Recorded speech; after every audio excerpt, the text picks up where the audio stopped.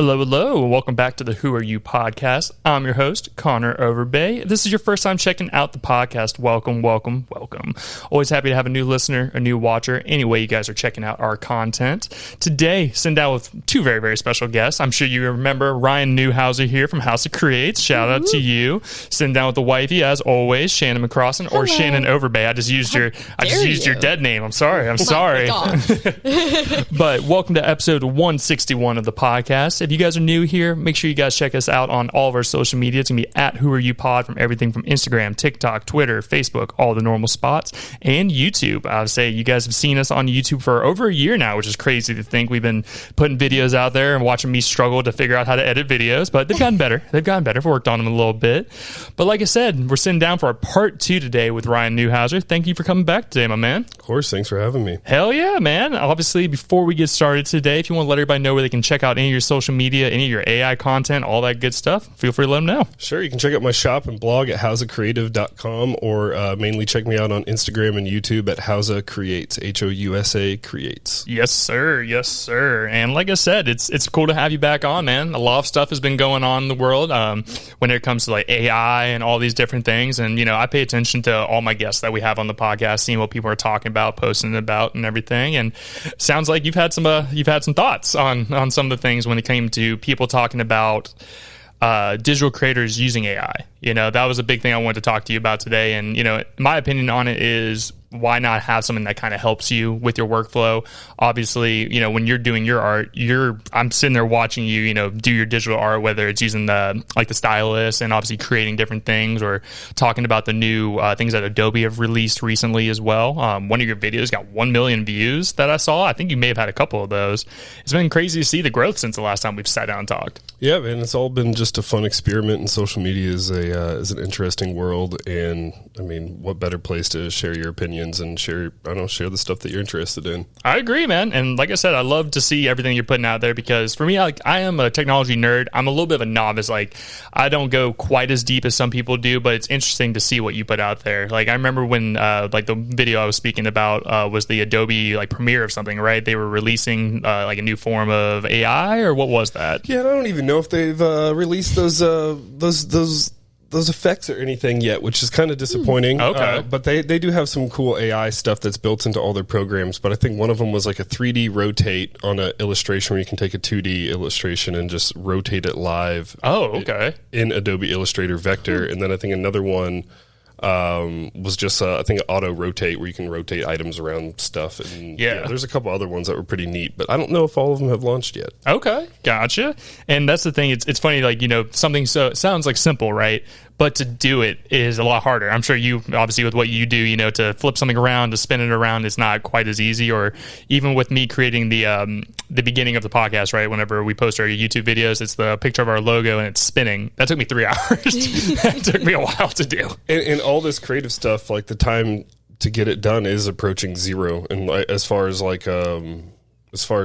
the tools that are available out there that you can do this stuff with. So let's just say you did have a logo like that same task, once this feature goes live, is going to take like, you know, a couple seconds, and you can iterate it. If you have a character as your logo, you can get different scenes, you know, without having to go through, you know, the typical lines of rebuilding it from scratch each time. Yeah, and I'm sure that takes a lot of time, obviously. I know you're a busy guy when it comes to really everything you create. Like, I know your flash sheets are a big thing for you. How's business been going on that side? Everything still moving pretty smooth? Absolutely shit, really, to be quite honest. But it's an interesting thing I've been seeing happen over the past couple, I'd say like 3 or 4 months.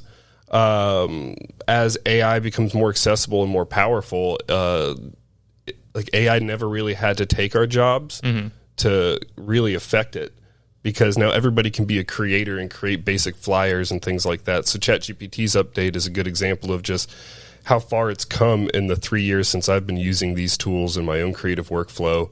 And things like text and hands and realistic things. Like, let's just say, for example, today we have a couple pineapples that were sitting on the kitchen table, and I was like, oh, you know, spicy pineapple salsa, that'd be good. So I just said, give me a recipe. ChatGPT gave me a recipe, and then I asked for like a recipe flowchart of realistic ingredients and stuff, and it just produced this image that I could then take to the grocery store and just be like, That's pretty fucking cool. So then let's just say whenever you're like, hey, he sucks at getting stuff at the grocery store. Here's my list of like 3 or 4 items I need, and just to be visual, if he's like a visual person, you could say, hey, generate this into like a grocery list for dummies situation, and send that image to him, and he can just take and be like, all right, cool. That's great. Cool. Maybe that's a future app idea or something, or it's probably already out there. But if you send me a chat GPT freaking list, I'm giving you crap. Pictures of the grocery list.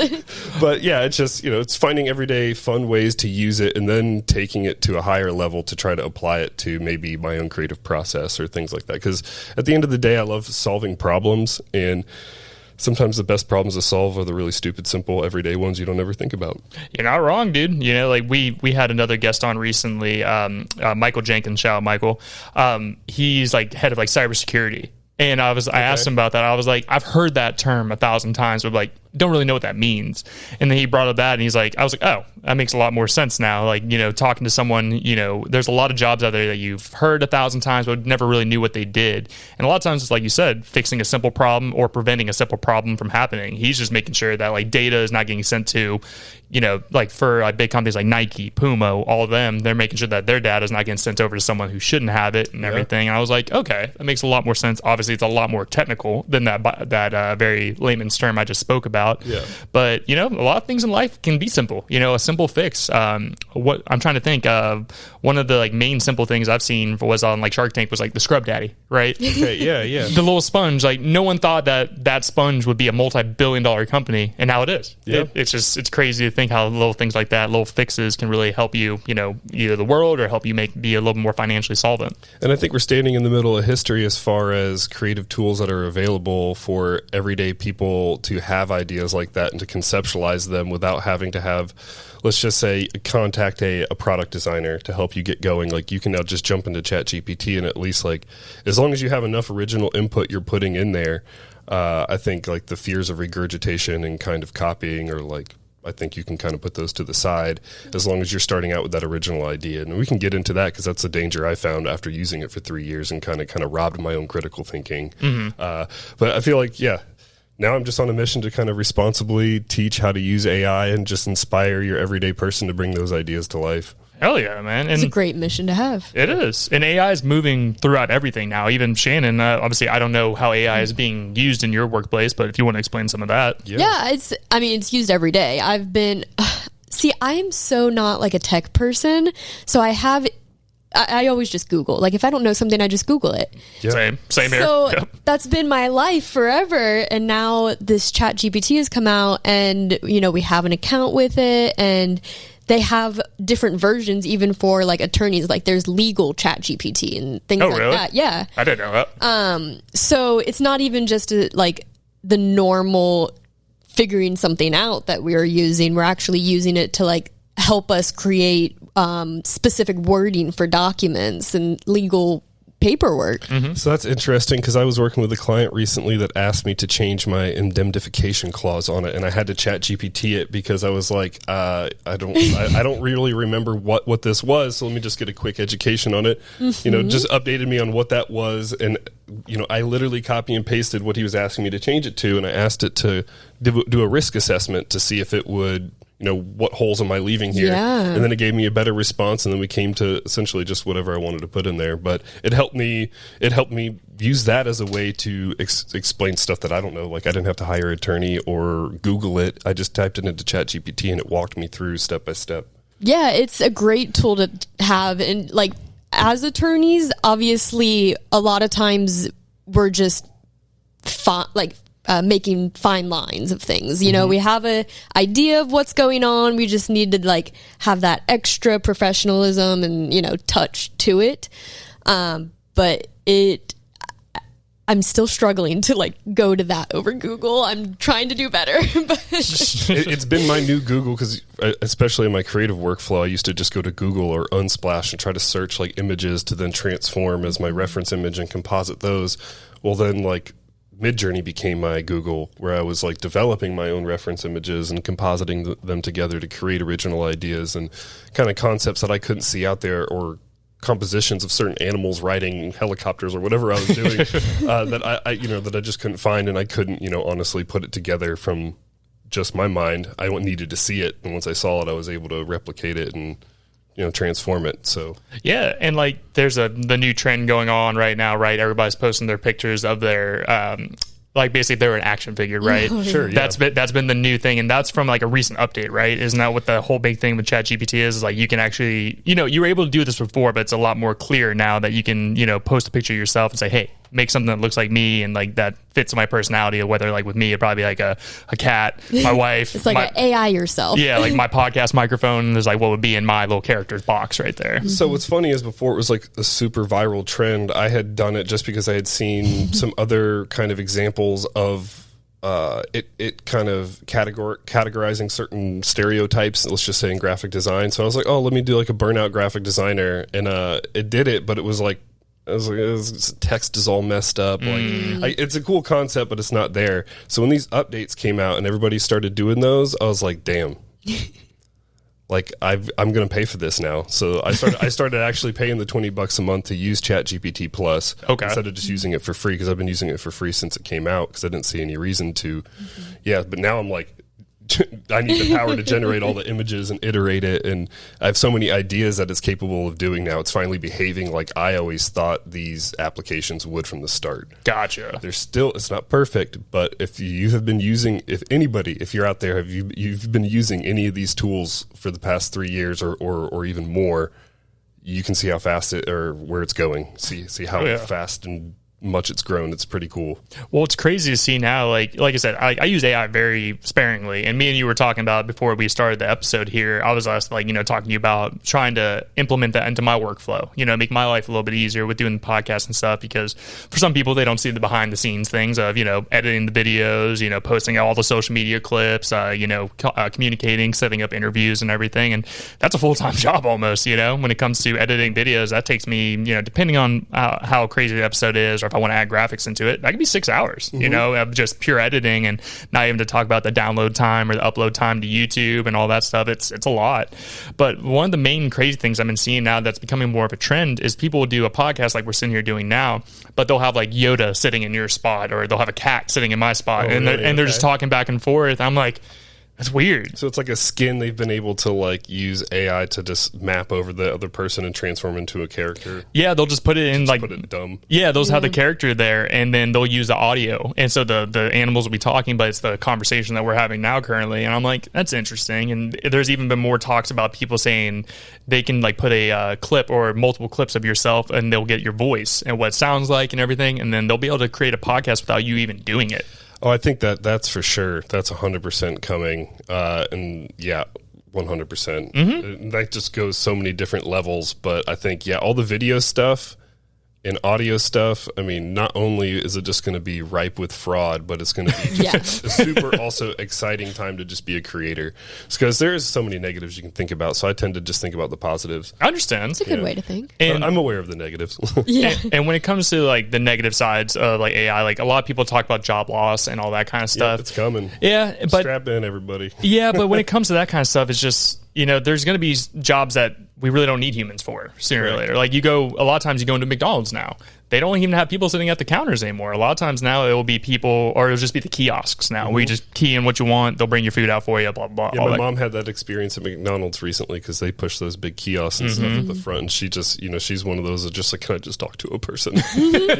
But like, I even just saw a recent study how they're using the kiosk and the experience on that kiosk just to drive more sales. So just like the rabbit hole just goes so deep. I didn't mean to distract from what you were originally saying. No, you're good. Sorry, I just choked myself up. No, you're good. You're good. Well, that's the thing is like, in today's world, what do most people have in their pocket nowadays? Yeah. We have a smartphone, right? Yep. And that creates that little dopamine burst for us now. So companies are getting smart. They're like, hey, put a kiosk in front of them that has a screen on it, that has things moving around that are all colorful and blah, blah, blah, blah, blah.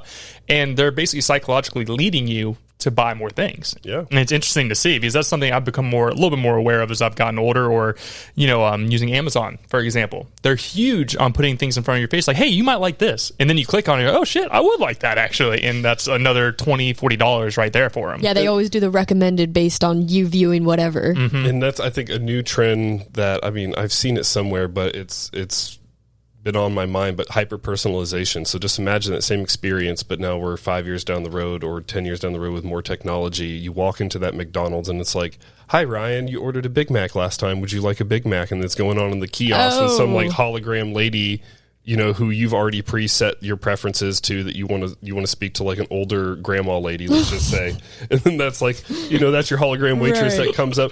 So I could just see the future of where this leads, but I think hyper personalization is where it's going to lead. The cameras on everything that we own are going to create that hyper personalization where it knows which music you like. It knows what brand of ice cream sandwiches you bought yesterday. You know what I mean? I think it's already doing that on our phones, but just imagine that on like when we are going to Amazon, it's showing up with such hyper personal details that it's on another level. It is. Where it's going to be so convenient that you just give up your privacy because you're like, this is just so good. I didn't know I needed this. I was thinking about this, but now thank you for the ordering it for me. Well, we've basically done that already. Like, you know, whenever it's like the terms and conditions come up on your phone, no one reads that. It's 40 or 100 pages long. No one's sitting there reading that stuff, man. Like, I'm the same way. I don't read it. I'm just like, all right, whatever. And that's like, how they wind up in your office. Yeah, exactly. And I have to read through those 40 to 100 pages. Hey, it's weird how, you know, like people were talking about, they thought in the early 2000s or 2000, like the Jetsons would be a thing, like where we have flying cars and all these different things now. And it's actually becoming more realistic that these things are happening. You know, that's one of my favorite topics and interests is flying cars. Oh yeah, yeah.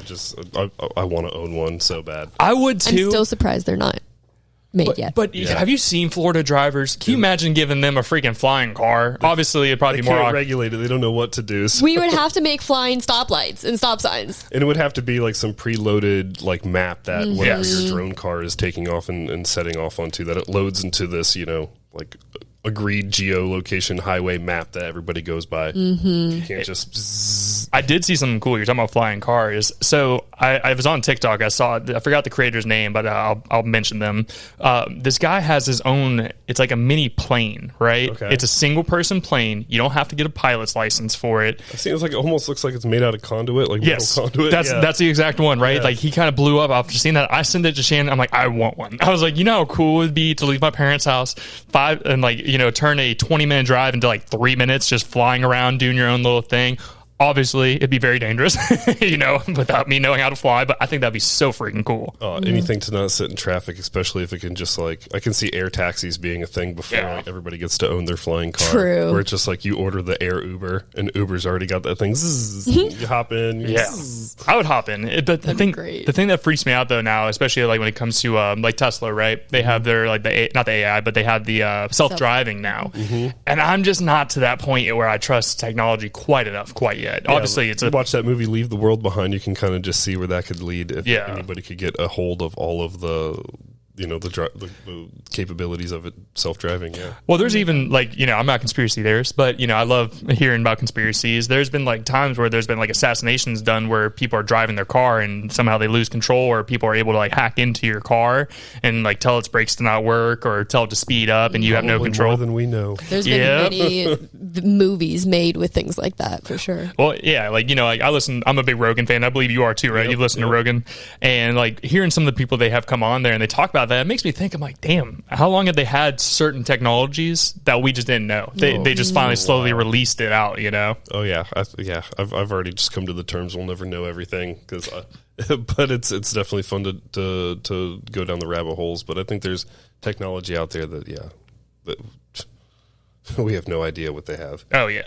And speaking of technology and stuff, so there was one thing that a lot of people have been talking about. Did you see the whole thing with Katy Perry and they went up to space?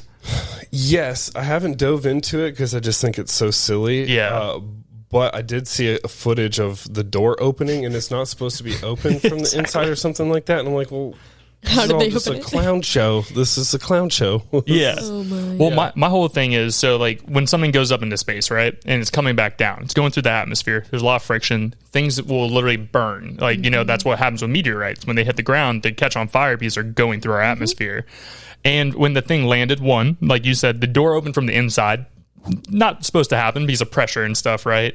And then they were talking about the windows. The windows are too big because when you go up somewhere like that, there's so much pressure that the windows could literally, you know, and you're dead. Everybody's dead. That makes sense. And then they're all talking about, like, you know, people getting out of the ground or getting out of the space shuttle and kissing the ground and all that stuff. the way I think about it is like it's possible now where they can send you up to like the very last part of our atmosphere, right? Like that's been happening. People have been doing that. They're even thinking about making that a experience, right? Where you can sooner or later pay for that. You'll never see me in that personally until a lot of stuff has happened, but it's just crazy to see. Neither. And I think that's where like AI's kind of came in a little bit too, where they're able to mess with stuff like that and make it look a little more realistic than what it was, or say 20 years ago where they tried to post that video, everybody's like that's fake or it's all grainy and all that. It's interesting to see where the world's going with everything. It really is. I mean, everything down from just receipts and auto insurance fraud and all kinds of fun stuff. But yeah, I think that's ultimately we're going to see some regulations at some point with AI, just because I think there will be so much. I mean, there was even a situation a long time ago where somebody faked a Pentagon explosion or something, and like the stocks fell. But this is also at a time where not a lot of people were privy to the AI images and stuff. But still, stuff like that I think can still happen, and it will probably push regulation, which will suck. Because, I mean, I can already notice some things, like a lot of people will say it copies stuff. Well, I've tried to copy stuff, and it will shut it down. It'll say can't go any further. Oh, really? So you have to work around it and get a little smarter, and you can still make it happen, but it's not just like plug and play. Yeah. And that was one of the videos I did want to talk to you about, something that you posted about, is kind of people giving you a little bit of pushback, right, when it came to your business. Obviously, you create designs, your designs are seen all over the place, and I'll see some, I'm like, I know who made that, and it cracks me up. But like you were posting about how people are pushing back on why they need to pay you a certain amount of money to do something when ChatGPT can just do it, or all this other stuff. But obviously there's a lot more that goes into that. So I just wanted to see like what was going on with that situation, the pushback and all that good stuff. I always love a good controversy, first of all, and second of all, challenging myself with this gut feeling that I've had for the past 3 or 4 months that we can go back to. Just like business has gone to crap, as far as like every time I'll talk to somebody and I'll openly talk prices and send it to them, they just disappear. And like, yes, my prices are higher, but at the same time, like there's plenty of other options that are way more expensive. And it didn't ever have to completely replace me to have it affect the value of what I do. So I just saw this really interesting trend where the cost of creativity is essentially going to zero.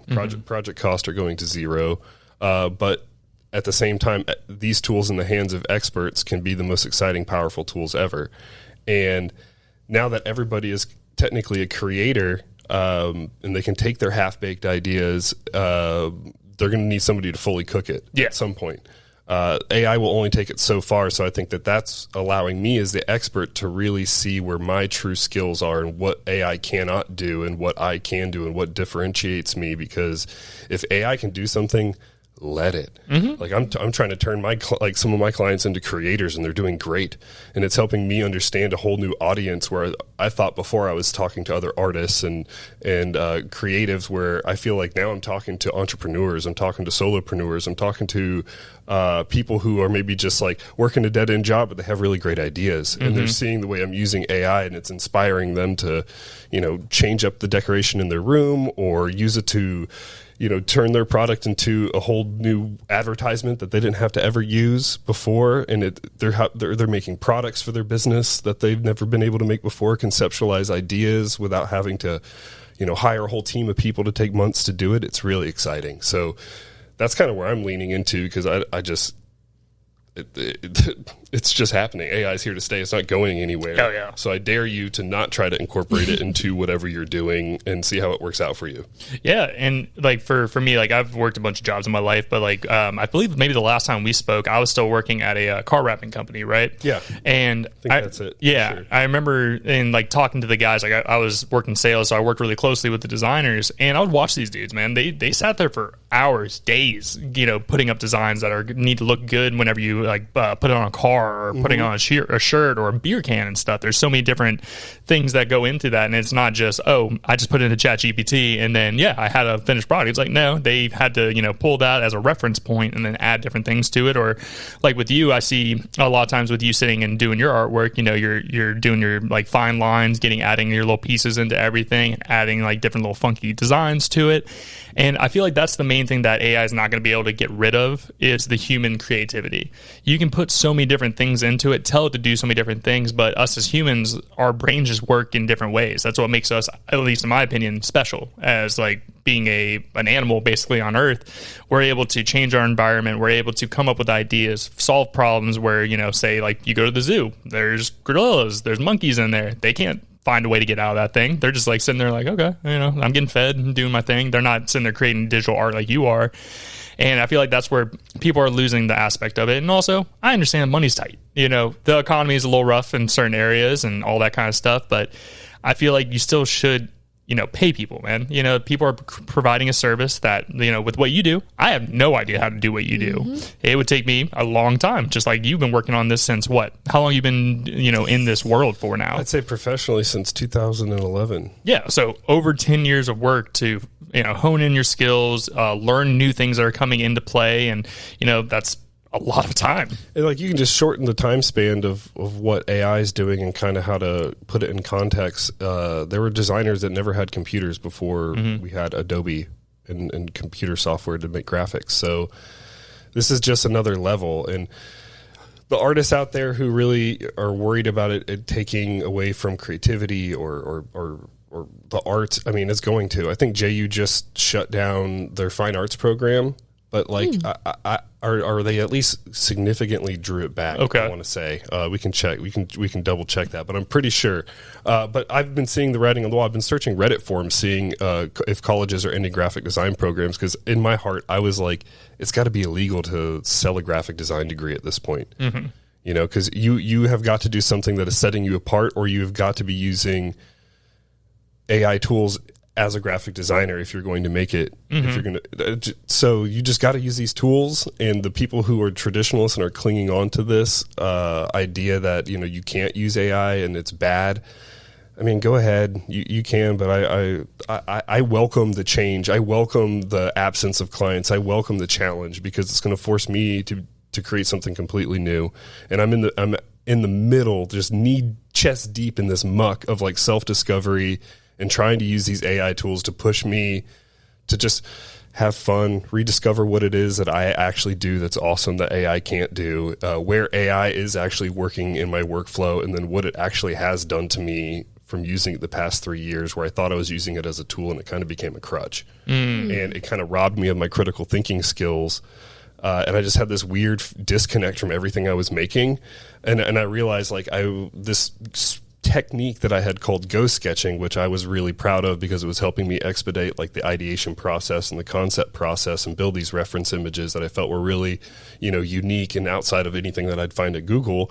And then I would transform them, like you said, putting out my own line work and stuff on it. But it kind of became a process where I went right to the AI and I would start these concepts, and it became more of a crutch, and like it stole a lot of creativity from me. So I put it on the shelf for probably a month, didn't touch it. And then just kind of started doing silly doodles and stuff again, and drawing stuff that made me happy, and like painting again. And just then these ChatGPT updates came out, and I was like, it's behaving exactly like I thought it was. This is the perfect time to come back into it. So now the ghost sketching technique kind of consists of word mapping a bunch of stuff on paper first, doing a bunch of different sketches of where I think the composition will work, then taking all those words and crafting a prompt with it, using that prompt to then create individual pieces of things, not the whole image, not the whole composition, but then I'm building off of everything, where it's kind of more of my idea coming more from where I thought the vision would go, as opposed to just starting out with it. Yeah. So that's a great way to use it. So it's been more fun. And I looked it up. It says JU completely cut the fine arts programs. Did they really? Boom. That's crazy, because that's a private college. Yeah, I said a lot of students are expressing their frustration over it, so we'll see what happens, I guess, going forward. Yeah, and what's crazy, we had a friend that, Anna, she was going to school for fine arts and everything for a while, and then she moved over to being a teacher and worked with autistic children and people with disabilities.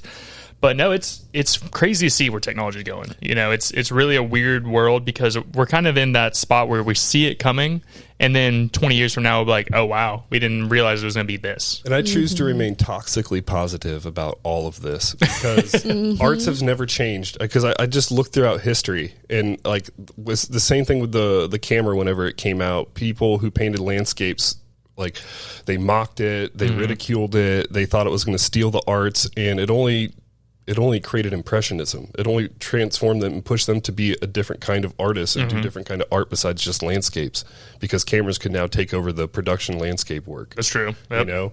So then people started making more beautiful landscapes, and that transcended into all the other art movements that followed. So I just think it's a really exciting time in history. So it would be a shame to just miss it by being really negative about some of the things it's taking from us right now. And it's one of those things that it's going to be here, as you said. You know, it's not going away. Yeah. Just like cell phones, right? You know, a lot of people were really against like having a cell phone. You know, people. Yeah, I was like hell-bent on not texting. Yeah. I just wouldn't text. I'd always call. And then they made it really easy to text, and then that's all I will do. I mean, I'm terrible about it. Like, I'm not a phone call person, you know, and God forbid if someone randomly FaceTimes me, I'm like, I'm just like, what the fuck? You know, I mean, I'm like, it's too much. Yes. But that's the thing is, like, you know, as you were saying, you look back in history, like the Renaissance, you know, all these different times, or even back in the really early days of like religious times where, you know, they would have the stained glass windows, or they would start painting, or even in other cultures, like, I believe it's the Muslim culture. If I'm wrong, sorry. You know, like, you can't even draw like people who would draw like Allah and stuff like that. That was a death sentence. Like, you were, you were gone after that kind of thing. You're limited. Yeah. But art is one of those things. It's like, no one really knows why, but we all love it. You know what I mean? Like with me, this is a buddy of mine, John Hawkins, shout out John, you know, or even everything else that we have on our thing there is just, I appreciate it just because I don't have that fine skill. You know, or maybe I just haven't sat down and really tuned myself in to do it. If you look at my notes here, it looks like chicken scratch, you know, when it comes to that. But well, we did our painting with a twist, and you know, where someone should like walks you through the painting process, so you're all painting the same picture, but you're doing it yourself. Yeah. It's a fun experience. I think Shannon did a good job on her painting. I said her snowman looks like it licks windows, but that's okay. That's actually pretty cool. Is this up here? Apart. Yeah, that's mine. I love that. Connor's is over in the hallway. Mine I is. see it. Yeah, it's not bad. Yeah, you guys did good. Yeah, it's just like I enjoy doing that kind of stuff though, because it gets me out of my comfort zone. And I'm not sitting here thinking I'm like, this is gonna be a Picasso. It's just more of just turning the brain off, doing something with your hands. You know, I find creating something fun. You know, like doing the podcast. This is why I've done it for so many years. It's just, it gives me something to do, and I'm always interested in getting to sit down with interesting people like you or other guests that we've had on. It's just, that gets my neurons firing. You know, that's like gives me something that I'm like, okay, yeah, I'm excited this week. Let's get this going kind of thing. And for some people, like that AI is like painting with a twist, but in the palm of their hand, where they can use it to kind of craft some of these ideas and stuff they have. Like I had a guy who used it to kind of just envision some food cart stands that he was thinking about creating. Okay. He wanted to take his thing out into the street. Just really cool stuff. So, I mean, art's not going to go anywhere. AI is not going to go anywhere. Just people are going to continue to use it for different things. And it's like, so I guess where I was trying to go with that very abstract way to get there. But for some people, like what it took to go into this painting of the twist, it might have taken, some people probably had anxiety coming, like, I don't paint. Like it's going to look like dog crap. Like, Yeah. you know, all this. But at the same time, like AI is like it's cutting that barrier even further down, where people are grabbing it and they're being able to create whatever they want. So maybe they don't even have to paint, you know. If they had an idea of a snowman, you know, that was, you know, licking the stars or whatever, you know, they could create it, and it would be, you know, they could feel like they at least created something. And you could say that it copied somebody's style or whatever. But that's only a problem if you're really trying to pass it off as like your own artwork and stuff. But for the most part, the essence of creating is experimenting, and discovering. And I think it's so exciting now that everyday people can pick it up who've always said, I'm not a creative, and they can create something that they can then hand off to maybe a professional that can then help their idea actually come to life. Oh, yeah. Well, I really like your way of doing it, where you say you make it create certain parts and then you actually construct the final product. I think that's a great way to, you know, still have your own creative thoughts, and, you know, it's not just taking something and trying to, like you said, pass it off as your own.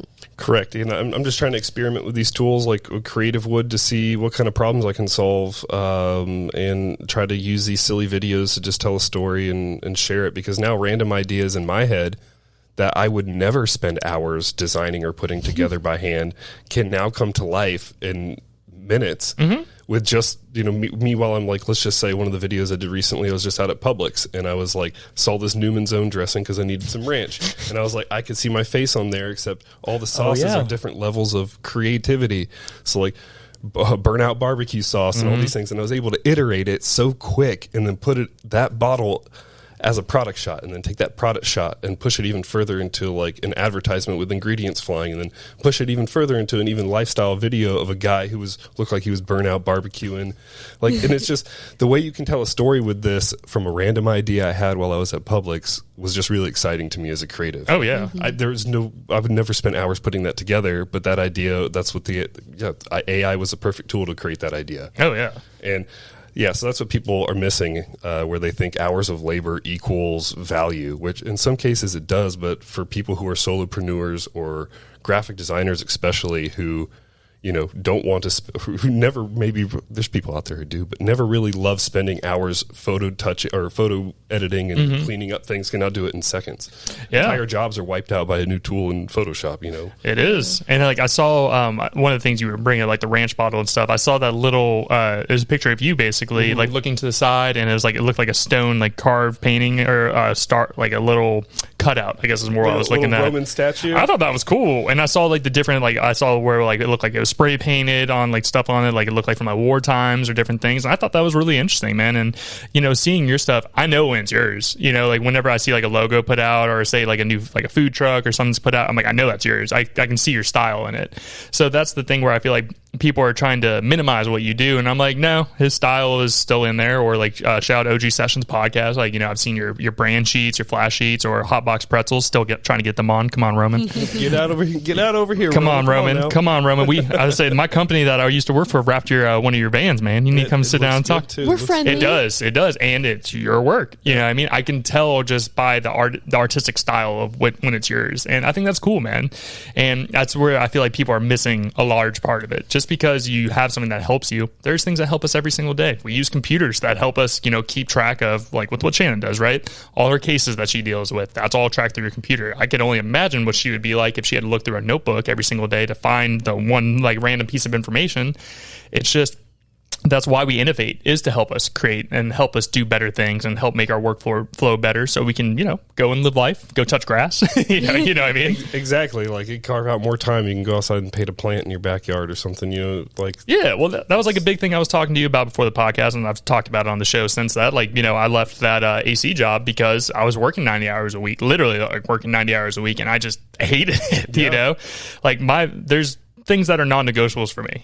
Spending time with my family is a non-negotiable. I have to have at least one day off a week to, hang out with my wife outside of just watching TV and then going to bed, and, go and spend time with my family, very close with them as well. It's 100%. Just like, I want to find something more of, I work my 40, 50 hour a week, respectable. I'm not sitting here trying to say I need to only work 2 hours a week, but do that, but also still be able to go out there and, go do things that give me purpose of living. If it's just to work, I don't live to work. I work to live is more the way I look at it. 100%. And I think to the larger picture point of that in the future of where I think all this AI stuff goes, which is going to be very negative, because people are going to lose purpose, because they're going to lose those mundane jobs that filled their week for 90 hours of just forgetting and just unplugging to not do anything with their lives. They're now going to be confronted with the fact that they have all the time in the world, and they need to figure out what their life's mission is, their life's purpose is. And I think the world will be ultimately a better place if everybody is on that mission of self-discovery. Because, it's not easy, it's painful, but the more people who discover that purpose, I think it just makes a better world. Yeah, man. And that journey right now, that's actually what I'm going through, man. You know what I mean? Like, I was talking to Shannon about it. Like, with me, when I sit too long by myself, that's when I'm like depression starts coming in and all that kind of stuff. And that's kind of a part of what's going on with me right now, is trying to really sit down and think, like, what do I want to do? And that's a very big question, because, there's people that we like, or I know, that they're like, from the day they were like 15, 16-year-old, they're like, I'm going to be a police officer, I'm going to be a nurse, I'm going to do this, I'm going to do that. And, like, you try certain things and some stuff doesn't work out, and where failure is a teaching moment for you, to really sit down and see what's important to you, what you want to do in your life.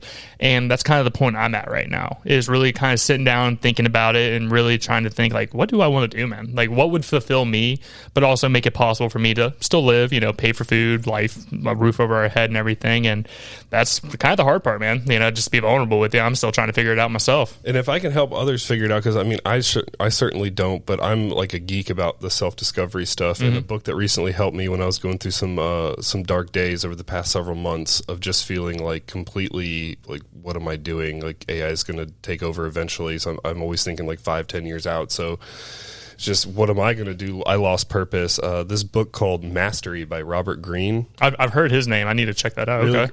Loads of podcasts out there, but he has an audiobook because I think I'm legit narcoleptic. So if I sit down and try to read a book, I'll just go to sleep. So audiobooks while I work are just perfect for me. Oh, yeah. So that one, Mastery by Robert Greene. Write that one down. Yeah. And then The Dip by Seth Godin. Mastery by Robert Greene. You said Robert Greene? Yeah. In The Dip. The Dip. By Seth Godin. Both really great books. Robert Greene, like to sum it up, the Mastery one is just awesome because it helped me think back to my childhood and things that I liked. Like I would just sit with Play-Doh for hours and just like play with Play-Doh and make things out of it. So I got some just like air dry clay and I started playing with it the other day. And it just like activated that like nostalgic thing in me where I was just making models of stuff again. It was awesome.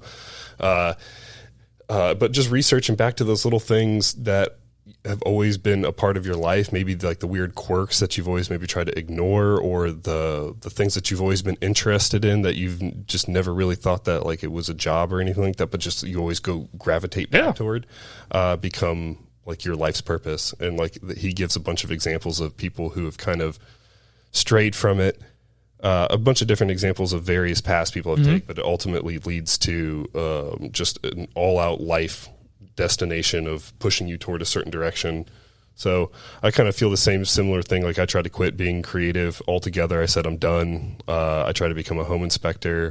I worked really hard at it. I tried to figure it out. I just didn't have a construction background. I took it a little too far, a little too quick, worked with my buddy's engineering company. And yeah, I just like, at some point, like I just had to say, like I got to go back to the creative stuff because that's kind of where I felt like I was getting my face shoved by God. And that's just, I just couldn't ignore it. At some point it was like, okay, I'm doing creative stuff again. And that's kind of what I just kind of put my faith in. Even though it just seems so uncertain these days with everything. But I would encourage you to read those two books and see if it sparks something. Yeah, I'll definitely check it out, man. Like, that's the thing is, like, me and Shannon talk about it, like, me and Shannon talk about everything. Like, whenever I'm having those days. As you should. Yeah. It's just open communication. That's a big thing, a big pillar of me and Shannon's relationship is, if you're down, tell me. If something's wrong, talk to me about it. Don't let it fester and think you're by yourself. Because a lot of people think that way. A lot of people think that, no one else is going through the same thing I'm going through. It's like, no. There's a lot of people, and there's a lot of people going through either similar or worse things than you. And there are ways out of it. And like for me, the way I look at myself is like, I just like people, like I'm very sociable. Even if it's like a bad day, going out and talking to people is like, that charges my battery. Where some people, going out in public drains their battery, know? And that's why I like doing the podcast every single week, man. Just sitting down, talking with someone and, hearing people's drive makes me like, get my engine going. I'm like, all right, so like I was talking to you about Michael Jenkins, right? He told a story about his parents. Unfortunately, one of the parents had a breakdown and ended up killing the other parent and taking themselves out afterwards. Jeez. But this guy talked about how he basically, obviously, yes, that hurt. Issues with it, therapy, all that kind of stuff needed. But he owns a restaurant now. He has his own company that he owns as well. That's like a marketing kind of mix of things. Podcast as well. He also works with the city of Jacksonville for the. He's on the board. What's the board? It's for people wanting to come to Jacksonville. Tourists. Thank you.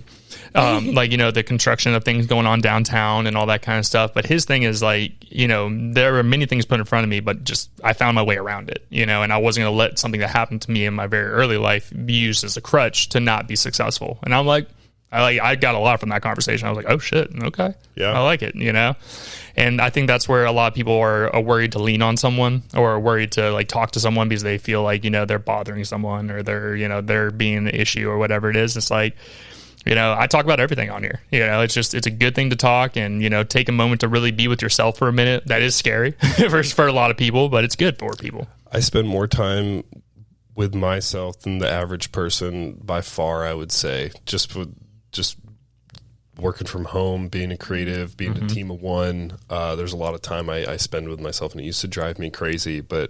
And I've been doing it since 2018 by myself. Okay, like in my own home office. And it used to drive me crazy. I'd go through ebbs and flows, but as of recently in the past year, I really feel like I've just embraced it. And like, yeah, I mean, I'm the only child, so I've always spent a lot of time with myself. But it's like I'm a professional at being alone with my thoughts and understanding kind of where my breaking points are at, where I do need to talk to somebody, or if I'm just like in my feels that day. Yeah. you know? Yeah. So it's scary to be by yourself, and a lot of people just, they can't handle it. Yeah, man, it's being a human's weird. Yeah. You know what I mean? Just one day you're here, you know, no one chose to be here. You just happen to be here. But to talk about something that's a little bit more on the positive side of things, Sure. Say you got recently engaged, by the way. Congratulations. At Ink Factory, one of our favorite places. Shout out Ink Factory. Shout out. And congratulations on that for you, man. Thank you. I remember when we had you on the podcast, we were talking about, you know, the whole backstory of your life and everything. And you brought up how she's helped you out in a lot of different ways. And you have a family now, you know, there's kids and everything involved. And I'm happy to hear that for you, man. It's cool that you found someone that you were excited to be with. Yeah. Thanks, man. We're pumped. She's my best friend. And, I honestly couldn't think of doing this crazy life with anybody else, just as cheesy as that sounds. So. Shout out to future Mrs. Housa Creative. Yeah, that's right. You rock, Megan. Love you. Shout out, that's Megan. my sister's That is, name. Yeah, Woo, good go name. Megan. And is she creative in any way? Is like she like artistic or anything like that? Absolutely not, but she's fucking hilarious. Like, she's the most sarcastic, like, quick-witted, like, yeah. I did stand-up comedy for a little bit, and I'm like, you need to be out on that stage. I was Like, about you got to better ask. jokes than I do, yeah.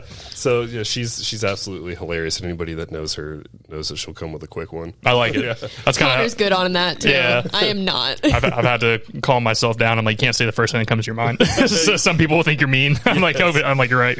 No, but that's best. Just say it. Who cares? Yeah. Fuck 'em. Hey, I agree. I'm very. Most people know how I feel whenever I speak with them. Yeah. But no, man, that's cool. Like, you know, getting out there and you guys are planning a wedding and all that good stuff. Yeah, and we're, hopefully we both suck at planning anything. So Well, I you got got a over venue. there. We You're got a good. venue. You know, that's all that matters. we got a theme laid out. There you We go. use ChatGPT to make a little mood board and stuff. I So, like it. Yeah, so there you go. another use case. I like it. I got lucky. Shannon was a planner, so she, Epic. yeah, 90. I'm gonna sit here and 100% like positive about saying it. Shannon planned 95% of our wedding. I should have done more planning, but I did what I could.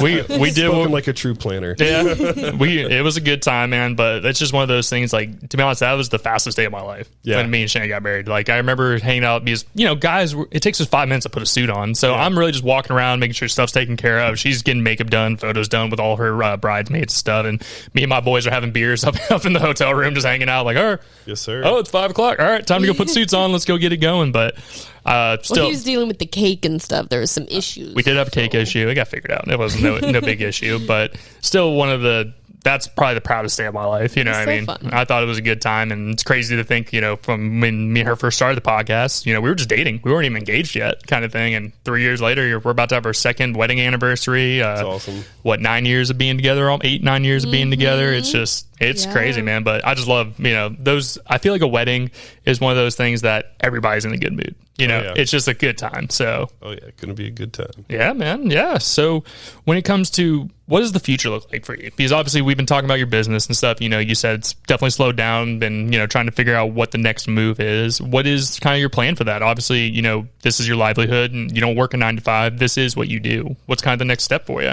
It's really terrifying, but as of recently, I've kind of like marketed like I'm done taking client work. Okay.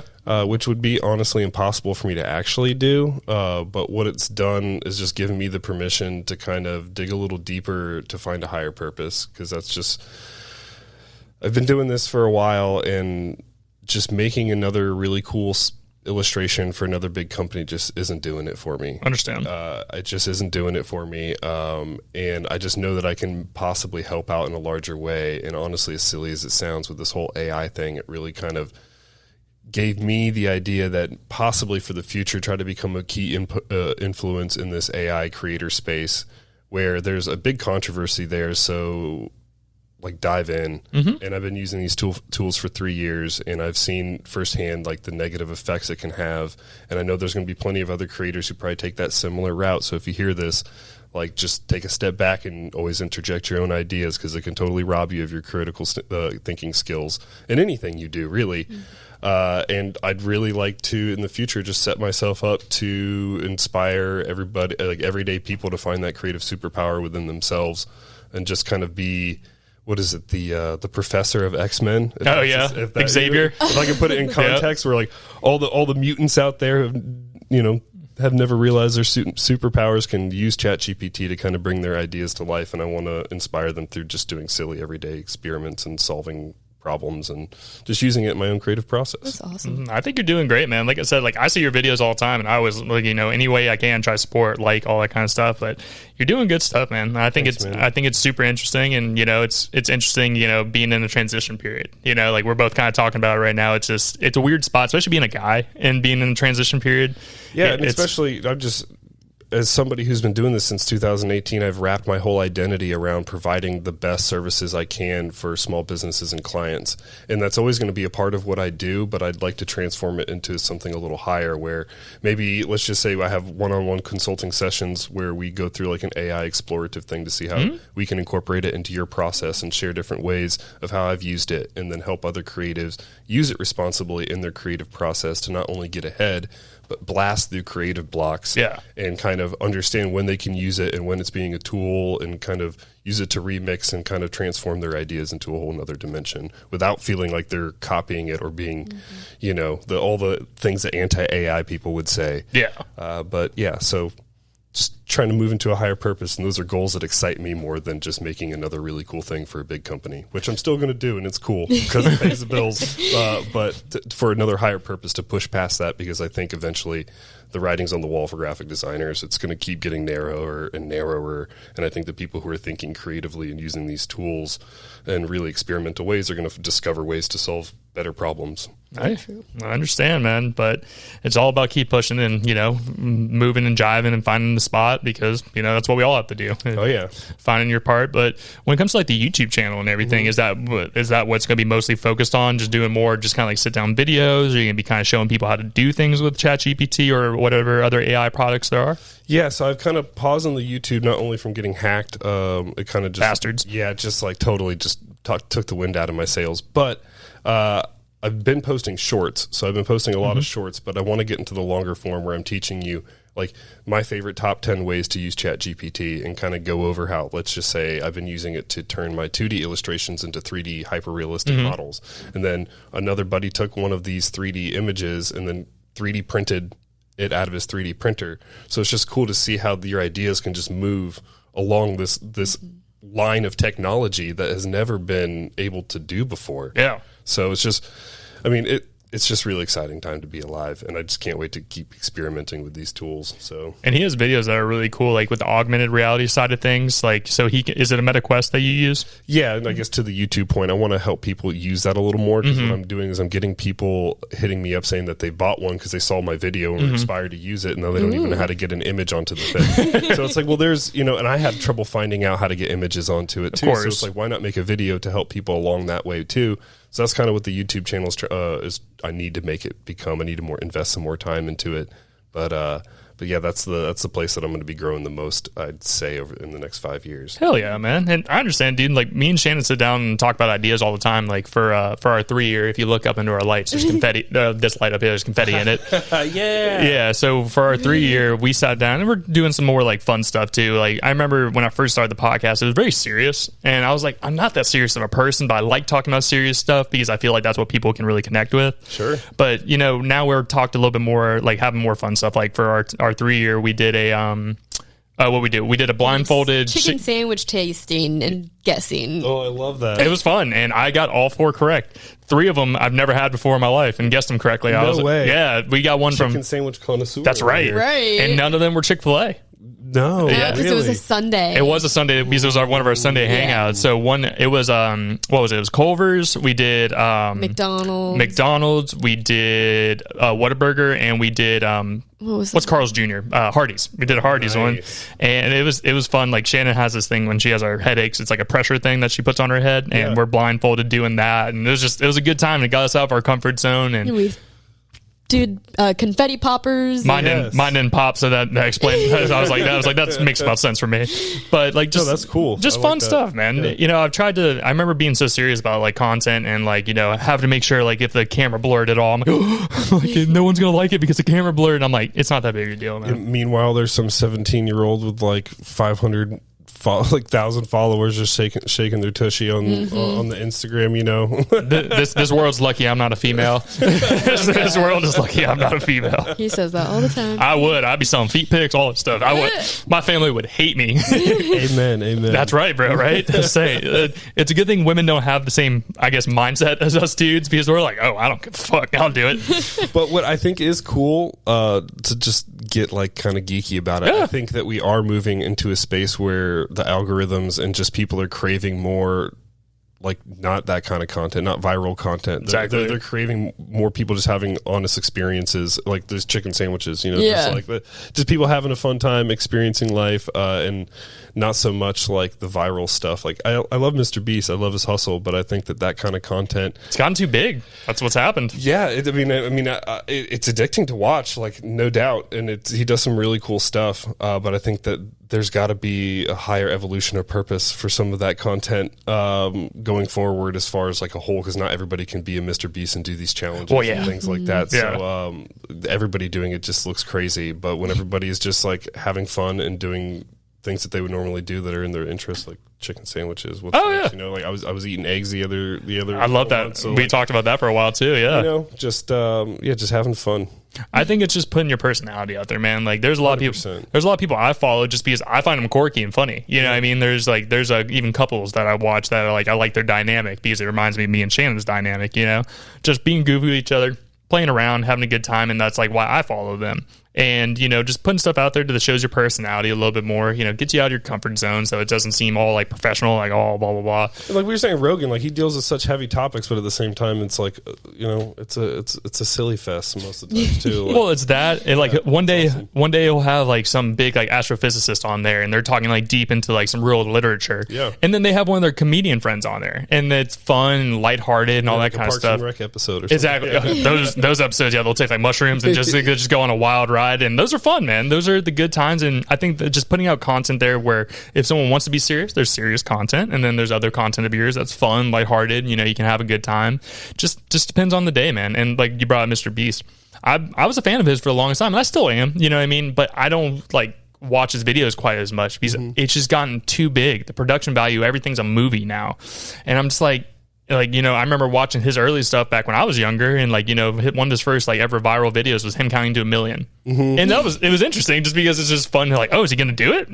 I'm just a big geek for like come up stories and stuff. So I always love seeing people like turn nothing into just like an empire. Yeah. And he's really just crushing it. And like he's done great. I'm not hating on him in any way. I like his stuff. I absolutely love him. I love what he's doing with Feastables, and like the whole chocolate thing. I think that is so cool. It's like the only chocolate bar I'll eat. If they not, like really I'm good. way more aware of. Well, he's talking about the child labor thing. Like, yeah. So like it was just really cool because when he was trying to grow the company, if I can repeat it correctly, essentially he was looking for cocoa farmers to hit his production stuff, and all the big chocolate companies were like, well, this is just the way it is.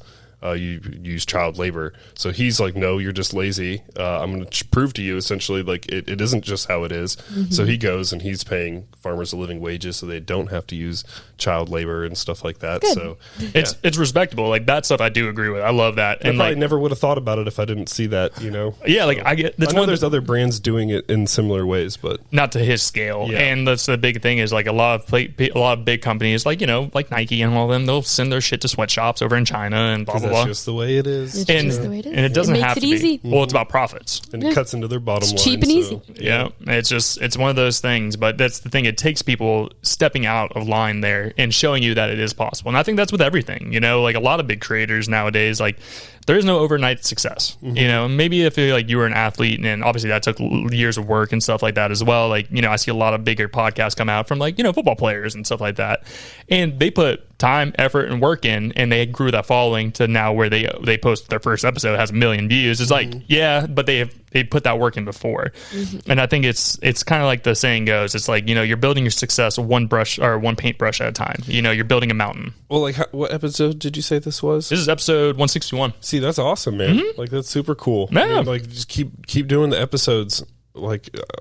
Yeah, I think if you're putting out content and you're expecting the views in any kind of way, you're not going to be putting out content very long. Yeah. If you're putting out because you genuinely love to meet with people and do this stuff, like you'll outlast anybody who ever goes viral in any kind of capacity. Oh yeah, man. And like for the way I look at the podcast, like I said, we don't have 1 million listeners or anything like that. But anytime that someone reaches out to me and says, "Hey, I really love that episode. I got something out of that." That gives me, it feels so good. It does Yeah. because you're like, it's one person, and that one person, I don't even know them, and they reached out and said they like something. Or before you got here, I was talking with Graybeard Podcast. I don't know if you've seen them. I don't think so. They're fans of yours, by the way. They know you. They know you personally. Follow you on Instagram and everything. Cool, and check them out. Yeah, great people. Jim and Patrick. They're awesome dudes, and they do like a Rogan style podcast. They have like a full setup. It's really badass. Cool. But just sitting down and just making connections with people. Like Jim's 20 years older than me. I would never have talked to him, if I didn't start doing the podcast. And me and him become buddies. We support each other, and like me and you. I mean, we're different generations as well, and just getting to meet people, man. There's a lot of special people here in Jacksonville that I think a lot of people don't know about, and that's my favorite thing. Someone doesn't have to have 1 million followers to be on the podcast. And the creator economy is still growing, and it's still so new in its infancy that I still think there's a lot of space, especially before the robots take over. So that's right. like one thing I've thought about is like doing radio and stuff like that.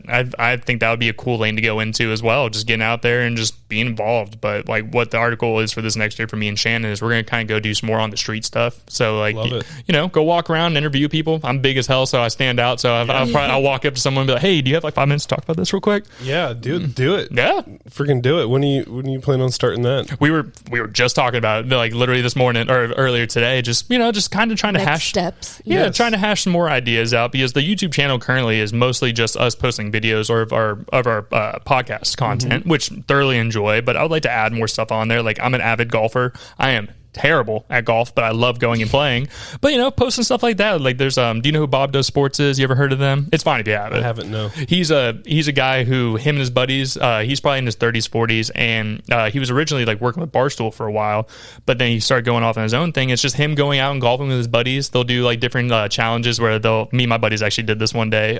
They'll get a wheel and they'll spin the wheel, and every night or every hole you have to finish a beer or you have to finish a different drink, and then just continue going through it and by 18th hole they're smashed and trying to figure shit out, and like that's just funny content with your friends. Fuck yeah. And that's what I've been trying to do more of, is just have more fun, have a good time doing it, have my best friends on here, shout out to Nolan, had him on here, and just adding just more fun to it, man. It just doesn't have to be all that serious. It can be a good piece of content with you just putting it out there, and you're like, you know what, even if it doesn't get 1 million views, I am happy that I put that out there in the world. And honestly, like the more you do that, the more you might discover something, or during that thing, you might have an idea for something else, or a series that you might want to do that is a little more serious and elevated of a concept in something that's aligned with your interests. And I think that's the whole process of, like discovering your life's purpose in a way and finding those things that just light you up, because they don't have to be so serious. Sometimes they're silly and fun. Yeah. Like me, like with the Play-Doh, Exactly. So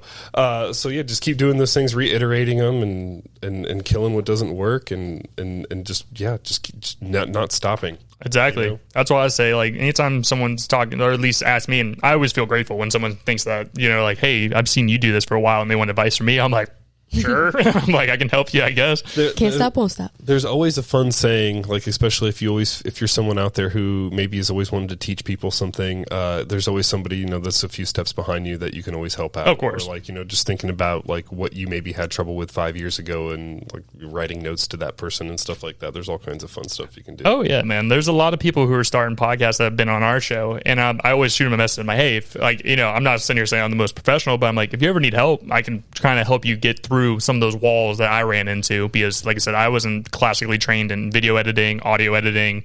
Me and Shannon created this set ourselves just by fucking around for a couple hours, you know? Just the whole audio and stuff can be a rabbit hole that might overwhelm somebody from not even starting a podcast to begin with. So, having some help from somebody like you, or just even watching a video that you put out about like how you put your audio set together could help a bunch of people 24/7. Exactly. So I always say just start. And you'll figure it out from there. Me and Shannon started with 2 microphones, that broadcaster board, and our couch. Yeah. And she was my very first interview. I sat down, and we got deep about her life and everything, and it just sprouted into something that I personally enjoy. She's become a part of it now as well. She supports it as well, and it's just a good thing, man. Yeah, yeah, I love it. Yeah, man. But this has been a great episode, bro. Like I said, I thoroughly enjoy talking to you, man. I appreciate everything you do. I'm always excited to see when you post stuff out there, and you're figuring stuff out just like I am, man. So like I feel you on all those things, and congratulations on getting engaged. Life's gonna be good, bro. You're gonna have a good time. You're gonna watch the kiddos continue to grow up and see what the next part of life has for you. Heck yeah, man. Always on that mission. Yes, sir. But if you want to let everybody know where they can follow you, check out the YouTube page, guys. Make sure you guys go give him a subscribe. He's going to be putting stuff out there that's invaluable. A lot of times people have to pay for some of this shit. Yeah. So you really need to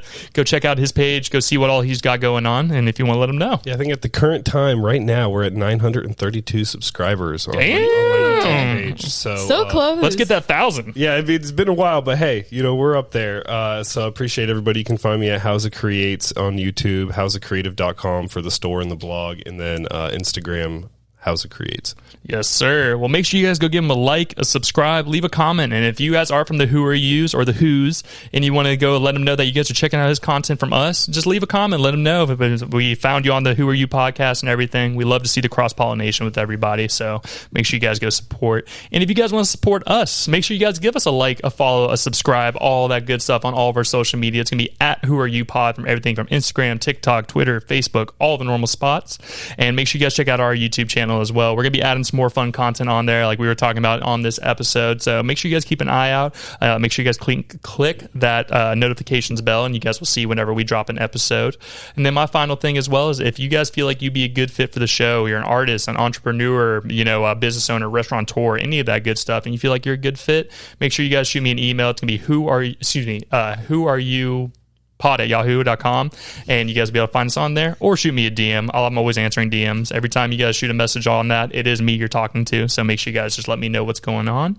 But as I say every single week, thank you so much for your time today, man. Thoroughly enjoyed it. Thank you for your time, wifey. Always happy to have you here. So glad to have you back. Guys, it's been a pleasure. I appreciate you guys having me back. Yes, sir, and we'll definitely have you back again for part 3. So alrighty, y'all. We'll see you guys next week. Bye.